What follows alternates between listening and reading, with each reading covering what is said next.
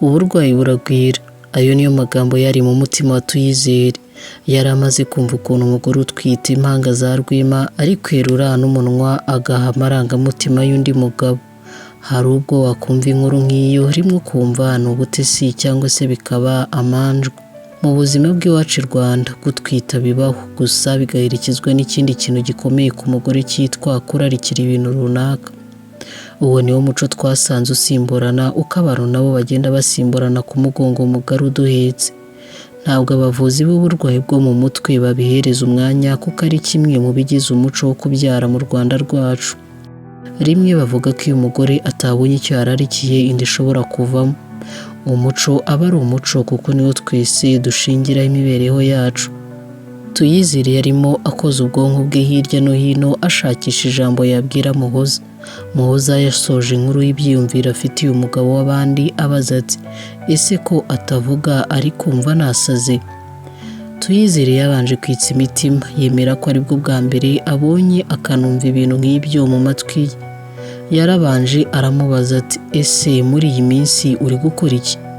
Muhoza yamusubije ko kuva yatwita Rwema yamusabye guhagarika gukora ku iduka ricuruza ibintu bikenerwa mu ngo z'abantu kuko Rwema yashakaga ko umugore we yiyitaho ndetse akita no ku gutwika kwiwe kose. Tuyizere yamwibukije ko gutwita bidatuma umuntu adakora imirimo. Muhoza ati ibyo bizamfasha iki? Tuyizere ntiyinyujije i Nyanza, yahise amubwira ko iyo umuntu adafite icyo akora amara umwanya munini atekereza, kandi byinshi mu byo atekereza hari ubwo nta mumaro biba bifite.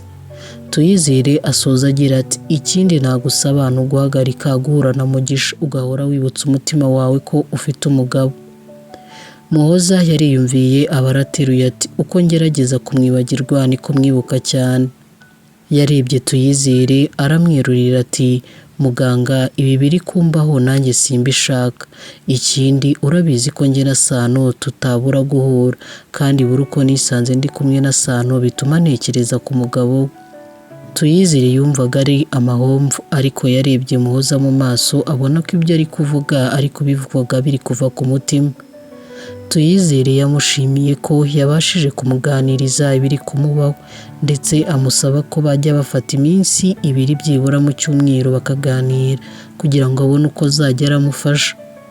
Muhoza ntiyarashaka gusenya urugo rwe nubwo yari ahanganye n'amarangamutima ye. Yemeye ko azajya aza agahura na Tuyizere kugira ngo afashwe. Muhoza yafashe inzira arataha. Ubwo yari mu muhanda agenda telefone yiwe yarasonnye, arebye abona ahamagawe na Sano. Yitabye abazwa ahantu aherereye. Muhoza yaramubeshye amubwira ko yari yagiye gusuzumisha uko inda imeze, nuko amusaba ko bahura. N'amatsiko menshi yamubajije niba hari ikibazo afite. Sano amusaba ko bahura akabona kugira icyo amubwira. Muhoza yari amaze kuba inshuti ya Sano cyane inshuro nyinshi, ntiyari kubasha guhakana igihe akenewe.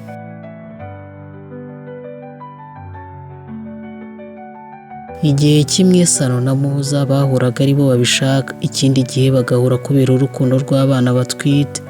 Bari bamaze kumenyerana, ibitwenge n'ibyishimo nibyo byabarangaga bikanaranga guhura kwabo. Mu kumwenyura kwinshi Muhoza yashimiye Sano wari wamwandikiye igisigo.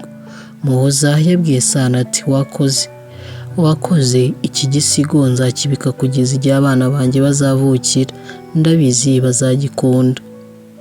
Muhoza yabwiye Sano ko afite impano y'igitangaza, ashatse yatangira kwibyaza umusaruro akajya yandika inkuru ndetse n'ibisigo. Ariko Muhoza arabyanga amubwira ko ibintu byo kuba icyamamare atabikunda. Ubwo Muhoza yari atangiye kuganirira Sano ko agiye kongera gukora ubucuruzi aho guhora mu rugo ategereje kubyara. Batungiye no kumva abana bateye imigeri mu nda zabo. Ako kanya bimuwe mu yindi si yacu bajya muri ya si yabo yari imaze kubabera amayobera. Nuko Muhoza abarateruye ati teta nari ngukumbuye. Sano yitsa imitima akabakaba intoki za Muhoza azikorakoraho buhoro buhoro arasubiza ati ntiwakumva uko njye nari ngukumbuye. Akomeza abaza ati kuki nagushatse inshuro 2 zose sinkubone? Muhoza yabanje kwitsa imitima, impumeko yiwe izamo agahinda kenshi. Ako gahinda gakwira ku mutima wa Sano, ubundi arabaza ati mukunzi kubabaye wabaye iki? Muhoza yahindukije amaso ubundi areba Sano mu maso n'ikiniga cyinshi arasubiza ati Teta nabuze icyo gukora. Yakomeje yibutsa Teta iby'undi muhungu babanaga mu nda ya Muhoza. Teta arikiriza ati ndamuzi, wambwiye ko ari impanga yawe. Akanwa ka Muhoza kakomeje gagira ati impamvu wanshatse ukambura ni uko nangaga kumubabaza, n'ubu nuko asinziriye. Teta ati ababazwa n'iki se? Nyuma y'akanya ko guceceka Muhoza yarasubije ati asigaye afuha, umenya nawe asigaye agukunda. Teta yamaze kubyumva aramwenyura arasubiza ati umubwire ko nkunda wowe gusa. Izo mpinja zari zifite amezi 4 ariko intangiriro y'urukundo rwabo yari iri kwirema. Teta akomeza ahamya iby'urukundo rwe abwira Shema ati Shema ndagukunda. Shema ati nanjye ndagukunda. Intoki za Muhoza n'iza Sano zarimo zikoranaho buhoro buhoro. Ikibatsi cy'urukundo aricyo kiri kubungabunga intoki zabo. Teta yakomeje guhumuriza Shema amubwira ko bizagenda neza, bombi bari bafite icyizere cy'uko bazavuka ubundi bagahurira no mu isi yacu bagakundana urukundo rutazashira. Izo zari zo nzozi zabo. Teta yasabye Shema ko bafatanya bagashakira iyo mpanga ye umukunzi, nuko ikareka kubaho yigunze. Shema yasubije ko icyo gitekerezo yakigize, ariko iyo mpanga ye ikabyanga kuko intambara y'urukundo yari itangiriye mu nda z'ababyeyi babo. Teta yarahiye ku rukundo rwabo ati njye ni wowe nkunda kandi sinzakwanga. Shema nawe yemera urwo rukundo, nawe amusezeranya ko nta kintu na kimwe kizatuma batandukana. Ubwo Teta yari agiye kugira icyo avuga yatunguwe no kumva Shema amubwira ati dore arakangutse, usigare amahoro naho ubutaha kandi ndagukunda. Teta ntiyabonye amahirwe yo gusubiza kuko wakunda yari agiye. Ubwo Muhoza na Sano bagaruka ibona. Bombi bari kwibaza ku byo baganiraga ariko batari kubyibuka, ndetse yatunguwe no kubona Mugisha yatashye.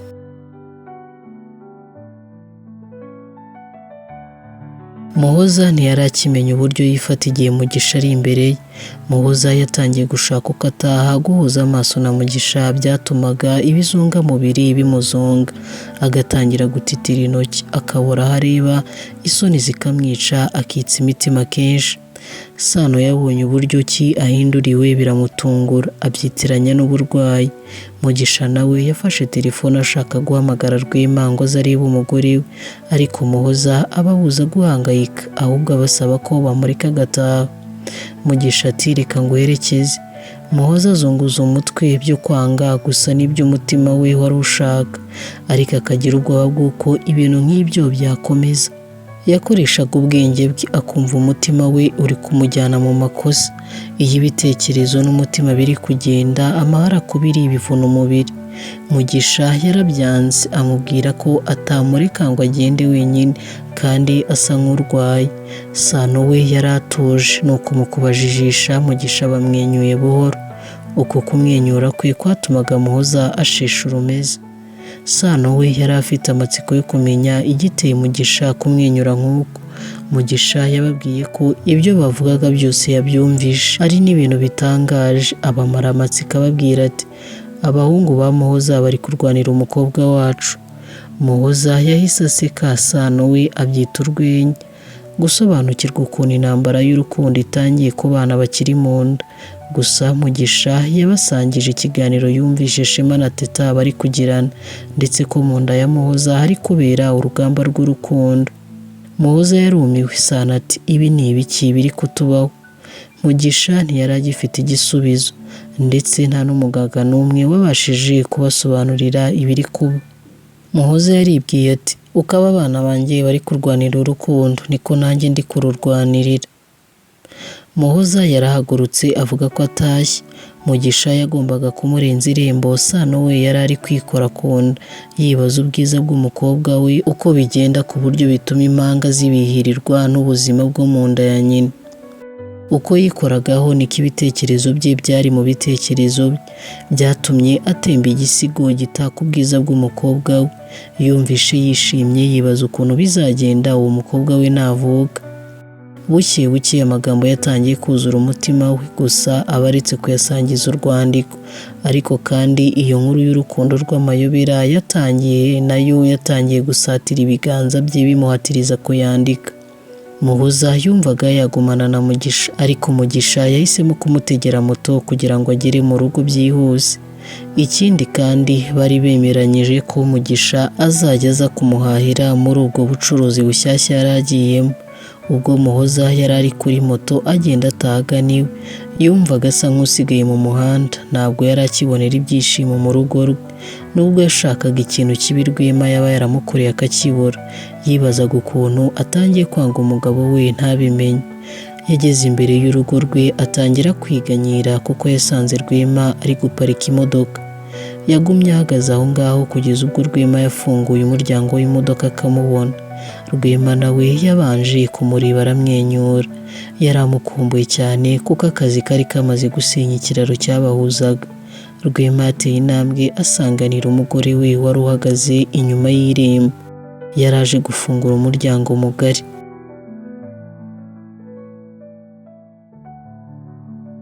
Igitwenge cya Rwema cyari cyinshi akimara kumva inkuru y'ukuntu abo bana bari mu nda ya Muhoza. Rwema yanyuzagamo akareba ku nda ya Muhoza akabaza ati, ubu se aba bahungu batangiye gupfa abakobwa bataravuka, ubu bizagenda gute nibaza muri iyi si? Gusa Rwema yari ameze nk'umuntu uri kwivugisha kuko ubwonko bwa Muhoza bwarimo butekereza kuri Mugisha. Rwema yabaye nk'umukozeho, undi asimbukira hejuru abaye nk'ukangutse. Rwema amubazanya amatsiko menshi ibyo arimo gutekereza. Mugisha yabanje kumureba ariko adashaka guhuza nawe amaso. Rwema atangiye guhangayika. Muhoza amujijisha amugezaho inama za Tuyizere z'uko bibaye byiza yasubira mu kazi akongera gucuruza. Rwema yafashe umwanya muremure wo kubitekerezaho. Bari bamaze igihe kitari gitoya bategereje umwana. Rwema yumvaga Muhoza agomba kubaho nk'umwamikazi, icyitwa imirimo akakimurinda. Gusa guhatiriza kwa Muhoza ntikwari gutuma Rwema akomeza kugira ubwoba. Gusa Rwema yamubwiye ko agomba kumushakira undi mukozi akajya amufasha. Muhoza yarabyemeye ndetse ashimira Rwema umugabo we. Gusa Rwema yatangiye kubona ko umugore we ari guhinduka mu myitwarire, ariko buri kintu cyose yabonaga impinduka ku mugore we ntabwo yabitindagaho. Byose yabyitaga ko ari kubiterwa n'uko umugore we atwite. Byose yarabyihanganiraga. Ibiganiro byabaga hagati ye n'umugore we byatangiye gukendera, gusa kuko akazi kari karamubanye kenshi ntiyabyitayeho. Muhoza nawe yari yatangiye gucuruza.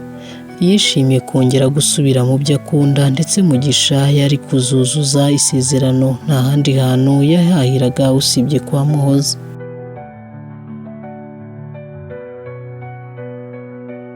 Muhoza yakomeje kujya kureba Tuyizere, gusa ntabwo ibiganiro bye na Tuyizere byafashije amarangamutima yiwe gutuza. Ahubwo urukundo yagiriraga Mugisha rwiyongeraga uko bwije n'uko bikeye. Byagoraga Muhoza kwijisha no kwiyumanganya buri uko Mugisha yazaga guhaha, yewe n'igihe yabaga ari kumwe na Sano. Bombi barebanaga akana ko mu jisho. Byaryaga Muhoza mu maso ariko akabura uko abigenza kuko nawe yabaga ashaka kumurebaho. Rwema yabonye ko umugore we yahindutse, gusa aratuza. Muhoza yari wenyine ategereje abaguzi. Umusore wamufashaga yari yagiye kurangura. Mugisha yagombaga kunyura ku iduka agatwara umutobe yagombaga gushyira umugore we. Ijoro naryo ryari ritangiye guhuza ibiganza n'ubutaka. Muhoza akibona Mugisha yasheshe urumiza nk'ibisanzwe, amwakirana ubwuzu bwinshi ati ni karibu. Mugisha nawe yarikirije abanza kumubaza uko yiriwe ndetse n'ukuntu abana bari mu nda ye bamerewe. Muhoza amusubiza ko bamerewe neza akurikije ibyo abaganga baba bamubwiye. Mugisha asubiza amwenyura ati ugomba kubizera kuko ni abahanga mu byo bize. Muhoza aramwakira ati baradufasha cyane. Muhoza yamusabye kwicara. Mugisha abanza kureba ku isaha, agiye guhakana Muhoza aba aramutanze ati ndabibona ko bugiye kwira, gusa tegereza uze kumfasha kwanura ibintu, umusore umfasha ntawe uhari. Mugisha yabanje kwiyumvira. Muhoza aba aramwegereye amufata amaboko amusaba kwicara. Mugisha abura ubwahakana, ubundi akurura agatebe baricara. Muhoza yitegereje ibyo kunywa biri mu iduka ryiwe, abaza Mugisha icyo aramuhereza. Mugisha amubwira ko nta cyaka afite, yumva yishakira amazi. Muhoza yayamuhaye atazuyaje, ubundi yicara yitsa imitima. Ubwo Mugisha yarimo asoza kunywa amazi, Muhoza yatwawe no kureba uburyo ki ingoto yiwe iri kubyinira mu muhogo. Yabaye nk'uburiye mu isi yo kurangara, ntiyamenye igihe Mugisha yasoreje kunywa amazi. Mugisha yarakebutse, yagiye kubona Muhoza yamurangariye. Mugisha yagize ngo yongeye gutwarwa n'abana bari mu nda ye, ategereza kumva ijambo Muhoza avuga araribura, ubundi amukoraho. Muhoza asa nk'uwikanze, ufite udusoni ku maso ye. Mugisha n'amatsiko menshi n'ijwi rituje arabaza ati ufite ikihe kibazo? Muhoza yabuze aho ahera amubwira ibyiyumviro bye, aba arateruye ati kunywa amazi birakubera. Mugisha yagiye guseka biranga, ahubwo akorwa n'amacandwe yiwe, ubundi arakorora akarahava. Muhoza yahagurutse aho yari yicaye, ubwo ajya kumufata ku rutugu akamukoraho buhoro buhoro, ari nako amufasha kunywa amazi. Mugisha amaze gusoma yaratuje, yarasetse arihirika. Muhoza amubajije ikiri kumusetsa. Mugisha avuga aseka ati sinari nzi ko nawe uzi gutebya bigezaho. Muhoza aramwenyura ariyumvira ati njye nkubwiye ibyo nabonye. Mugisha yaramurebye, Muhoza nawe aratuza. Mu masoni menshi bamarana umwanya barebana. Imboni z'amaso yabo zabaye nka rukuruzi. Buke buke Mugisha yisanga ari kwegera Muhoza. Yasanze yamufashe ku matama. Muhoza acyumva ibiganza bya Mugisha bigeze ku matama, yarahondobereye amera nk'ukubiswe n'umwijima. Ubwo aramuhumuriza. Mugisha ntiyamenye ibiri kumutwara. Iminwa yabo yahujwe n'ayo marangamutima, ubwo bombi bamara umwanya mutoya basomana. Mugisha yabaye nk'ukangutse ubwo yisangaga intoki ze n'iza Muhoza zahuriye ku matama ya Muhoza. Muhoza yafunguye amaso. Mugisha afite ubwoba bwinshi ati mbabarira. Mugisha ntiyari ari gusobanukirwa ibimubayeho. Muhoza yumvaga anezerewe kandi ahangayitse, kuko yari abonye ko umusore w'umukozi yababonye gusa arijijisha. Mugisha yahise amubwira ati ngwino ngufashe utahe burije. Mu masoni menshi Muhoza na Mugisha banuye ibicuruzwa.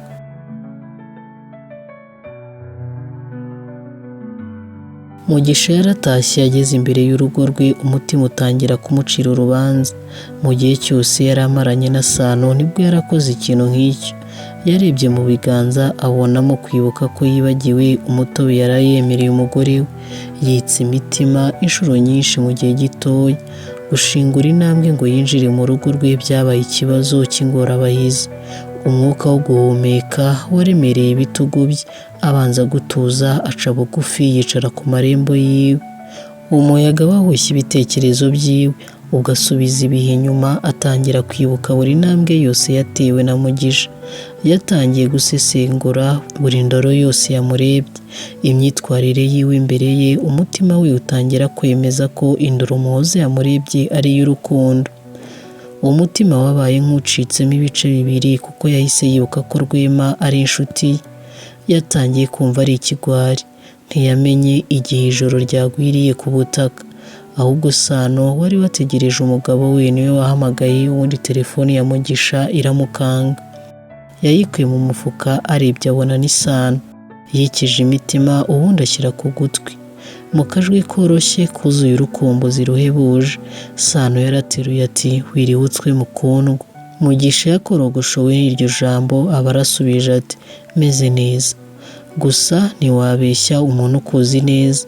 Sano acyumva ukuntu umugabo we ahumeka, yamenye ko adatuje. Ati wabaye iki ko watinze gutaha? Sano yabanje kwiyumvira, ubundi ahaguruka aho yari yicaye ati ngeze ku muryango. Sano ati ikaze mu rugo rwacu, ubundi akupa telefone. Ubwo arinjira yasanze Sano amutegereje, ndetse yiteguye kwakira umutobe yari yemerewe, dore ko yari awushaka cyane. Mugisha yinjiye yahindutse, akamwenyu yahoranaga ahuye n'umugore we kari kayonze. Amagambo meza nayo yamusangizaga nayo yari yaheze mu muhogo, ntiyari no kubasha kumureba mu maso. Sano yamwemereye atuje cyane, yuzuye amatsiko, amubaza icyo yabaye. Mugisha yabanje kwiyumvira ati umbabarire. Sano aramwenyura abonye ukuntu umugabo yahondobereye kubera agahinda, aramutuzisha ati ntacyo bitwaye, umutobe uzawuzana n'ejo. Ntabwo yamenye impamvu umugabo we ari kumusaba imbabazi. Mugisha yakomanzwe cyane n'ibyo yakoze, ubundi yiyegereza umugore we aramuhobera. Yashakaga kumuhisha ko yazinze amarira y'agahinda mu maso. Sano acyumva ukuntu umutima w'umugabo we uri gutera, yarikanze, gusa ntabwo Mugisha yabashije kumumara amatsiko yari afite.